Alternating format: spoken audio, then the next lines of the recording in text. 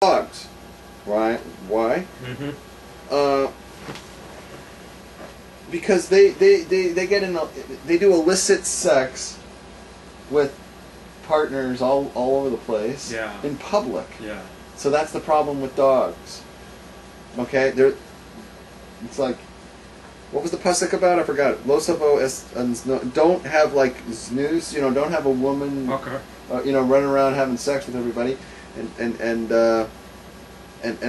or a dog running around having sex with everybody. So there's a comparison between God seems to compare loose sex as the ways of the dogs. Dogs, you want to act like a dog, lady. I remember, yeah. You acted like a dog, maybe, in your prior days. I remember someone close to me said, what am I supposed to say? Oh, you're such a dog, lady. You think you want me to think this is okay? Why have Jews not traditionally owned pets? Well, I'm not sure on that. Okay, you can come back. Well, I'm going to say this.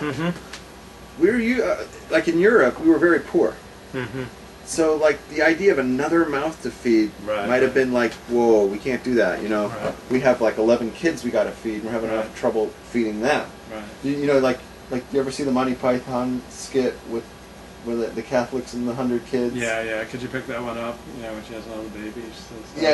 That one up? Yeah. It's like, and the father loses his job, and he can't afford it. He's going to have to sell them to medical experiments. Yeah, exactly. Right? So I'm just thinking, like, maybe that's the reason. Like, we never had the money to have a pet. I don't know. Let's say we got some impressionable young viewers here, and they go down on a woman for the first time, and they find that there's a significant fishy odor down there.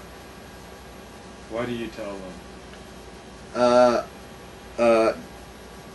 Tell your wife that the Torah says she should wear a dress and not pants. And maybe one of the reasons God had in mind... Oh, so they'll get more air. There's more air up there. And should she go commando? She can. Nothing wrong with a woman going commando as long as she wears long skirts and she doesn't. Right, you wear long. The wind doesn't come along and blow them. No, we're not going to do the Marilyn Monroe. She's going to wear like a floor sweeper, right? Yeah. But like let her get some air in there, okay? So, right? Yeah. The stinky ones are because she's wearing the pants and all that. Yeah. God says no, only the men wear pants. So you imagine what we smell like, huh? Yeah. So D-Medic says I tell them to bear it for a couple of minutes and it goes away. So that's good to know. Good to know. Thank you for sharing, D-Medic. Handy dandy tips. Okay, so why can't a woman write a man a bill of divorce? How come only men can write a divorce? The Torah portion doesn't seem to say anything about precluding a woman from writing a divorce. Well, how do they get married? What's a marriage according to Judaism? The man gives her a ketubah, a contract? No. Puts a ring on her finger? What is that? What is that? Okay, he purchases her? He acquires, don't say purchase. He acquires her. He buys her. Right? He acquires her, actually he acquires her from her father. Okay? Right. He acquires her from her father. He takes possession of her in a way, right? Ahari Mikadeshis Li. You become separated to me. He acquires her. It's almost like a transaction, but it's not a real business. I don't like to buy it. It's not quite the same, but it's this type of transaction.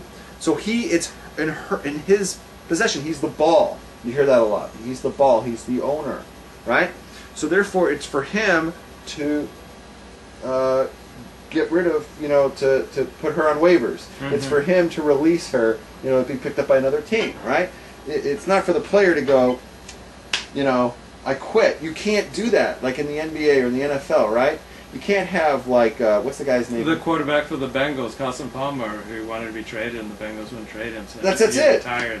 Okay, that's one option. Did he actually retire? Yeah. He's done? Yeah.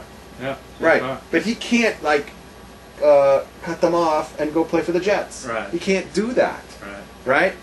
He can, his only option is he's done. Which is like career suicide, right? She could kill herself, right? And then she's out of the marriage because she's done. She's dead, right? But if she's alive, she's married to this guy. It's for her It's for him to waive her, put her on waivers. So when the Torah says a man should gladden his wife, does this mean sex? That's one of his requirements. The Torah says that the obligations of a man in a marriage is that he has to satisfy her needs sexually, and he also has to bring home the bacon, so to speak.